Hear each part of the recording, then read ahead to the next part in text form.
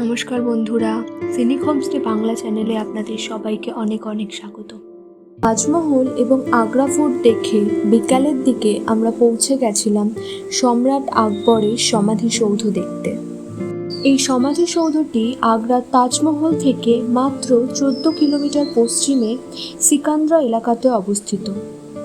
সম্রাট আকবরের এই সমাধিক্ষেত্রটি সবুজ গাছপালায় ঘেরা। এখানে মানুষের ভিড়টাও তুলনামূলকভাবে কম থাকে, তাই আপনারা এখানে শান্ত পরিবেশে একান্তে সময় কাটাতে পারেন।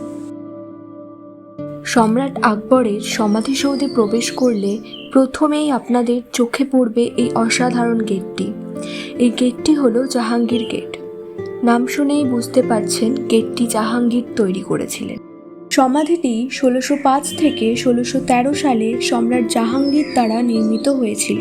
এখানের দালানগুলি মূলত লাল বেলে পাথর দিয়ে তৈরি এবং সাদা মার্বেল পাথর বিভিন্ন নকশা করে কেটে লাল পাথরের ওপর বসানো হয়েছে, যা সৌধটির সৌন্দর্যকে আরও কয়েক গুণ বাড়িয়ে তুলেছে।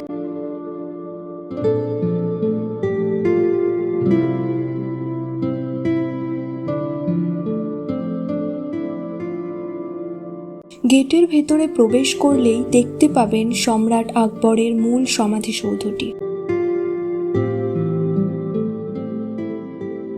বাইরে থেকে সৌধটিকে একটি সাধারণ প্রাসাদ মনে হলেও ভেতরের নিখুঁত কারুকার্যে আপনি মুগ্ধ হতে বাধ্য।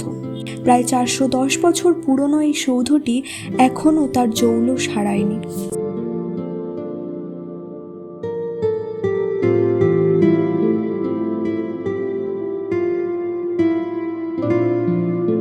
এটি হলো সমাধি কক্ষের মূল প্রবেশদ্বার।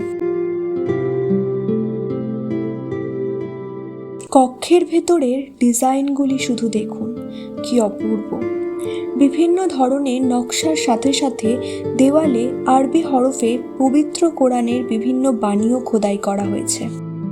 এখান থেকে সোজা তাকালে আপনারা সম্রাট আকবরের কবরটি দেখতে পাবেন। এত নিখুঁত কারুকার্য হয়তো তাজমহলেও আপনারা দেখতে পাবেন না। সমাধির মূল ফটকের দুপাশে এরকম 5টি করে ছোট ছোট প্রবেশদ্বার রয়েছে। চারদিক মিলিয়ে এমন প্রবেশদ্বারের সংখ্যা মোট 44টি। এই সৌধের বিভিন্ন কক্ষে সম্রাট আকবরের পরিবারের সদস্যদেরও সমাধিস্থ করা হয়েছে।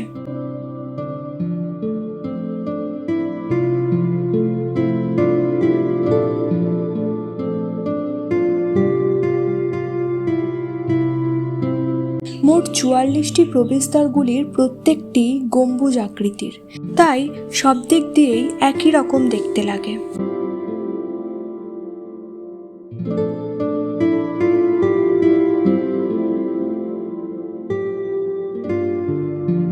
আপনারাও যদি ভারতের বিভিন্ন জায়গা ঘুরে দেখতে চান এবং তার সাথে সাথে সেখানকার স্থানীয় মানুষদের জীবনযাত্রা, আদব কায়দা, স্থানীয় ইতিহাস, স্থানীয় খাবার, ট্রেকিং, হাইকিং প্রভৃতি অভিজ্ঞতা অর্জন করতে চান, তাহলে উপরে দেওয়া নাম্বারে আমাদের সাথে যোগাযোগ করতে পারেন।